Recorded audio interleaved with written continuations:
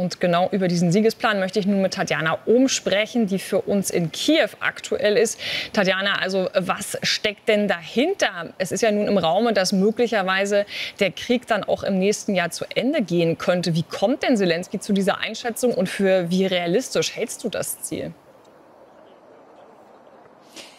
Also ich glaube, wir müssen noch mal einordnen, was der ukrainische Präsident da konkret gesagt hat. Wichtig ist dabei der Teil des Satzes, wo er gesagt hat, entschlossenes Handeln vorausgesetzt, könnte der Krieg im kommenden Jahr zu einem Ende kommen.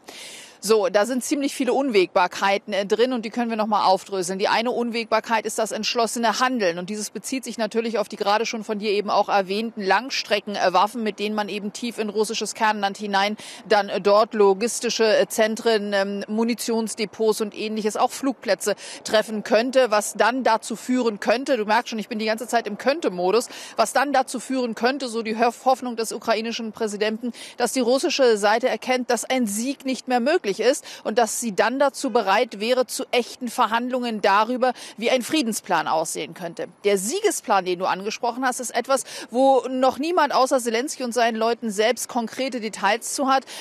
Das werden wir alles erst erfahren, wenn er diesen Plan dem amerikanischen Präsidenten vorgestellt hat. Ein weiterer Aspekt dieser Reise noch des ukrainischen Präsidenten in den USA, weil man darf es nicht vergessen, neben dem militärischen die Situation der Zivilisten hier im Land und da geht es vor allen Dingen um die Energieversorgung. Auch da hat Selenskyj Gespräche geführt mit führenden, mit großen amerikanischen Energie-, Finanz- und auch Versicherungsunternehmen. Da ging es darauf, das Land hier auf den kommenden Winter vorzubereiten. Auch da ist man also dran. Also es ist eine massive politische wie auch diplomatische Mission, auf der sich der ukrainische Präsident befindet. Die Frage ist aber, was wird am Ende dabei herauskommen? Was wird er tatsächlich mit nach Hause bringen können, was dann eben die Unterstützung darstellt, die man hier tatsächlich braucht? Ja, Tatjana, dann lass uns mal vom Konjunktiv auf die Realität dieses Krieges gucken. Denn die Russen, die greifen ja inzwischen auch weitere Städte mit Gleitbomben an. Bislang haben wir da ja eigentlich immer eher von der Region Charkiw lediglich gesprochen. Um welche Gebiete geht es da jetzt nun inzwischen?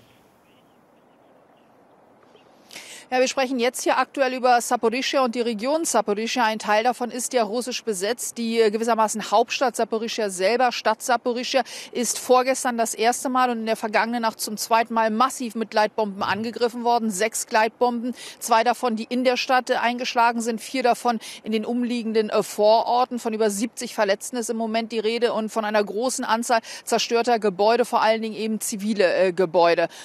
Die große Frage ist und damit auch einhergehend die Sorge der Menschen, die dort leben. Warum jetzt dieser Umstieg gewissermaßen auch im Süden der Ukraine noch einmal von russischer Seite auf Gleitbomben? Natürlich zum einen, um die Verwüstung, um die Zerstörung, um den Terror gegen die Zivilisten noch einmal auszuweiten. Aber möglicherweise stecken da auch militärische Überlegungen dahinter. Und da sind wir dann auch schon bei den militärischen Entwicklungen. Und da hören wir Unterschiedliches. Zum Beispiel aus der Region Pokrovsk heißt es von unabhängigen Beobachtern, dass es den ukrainischen Verteidigern dort gelungen sein soll, den russischen Vormarsch nicht aufzuhalten, aber doch zumindest zu verlangsamen. Weiter südlich wiederum die Stadt Wuhledar, bislang eigentlich ein Punkt, an dem die ukrainischen Verteidiger immer standgehalten haben. Da gibt es mittlerweile unterschiedliche Quellen, die davon sprechen, dass es da allerdings der russischen Seite jetzt gelungen sein soll, sich zumindest in Richtung Stadtzentrum zu bewegen. Der Plan der Russen dort wohl offenbar auch diese Stadt einzuzingeln. Tatjana, danke dir ganz herzlich für all diese Einschätzungen.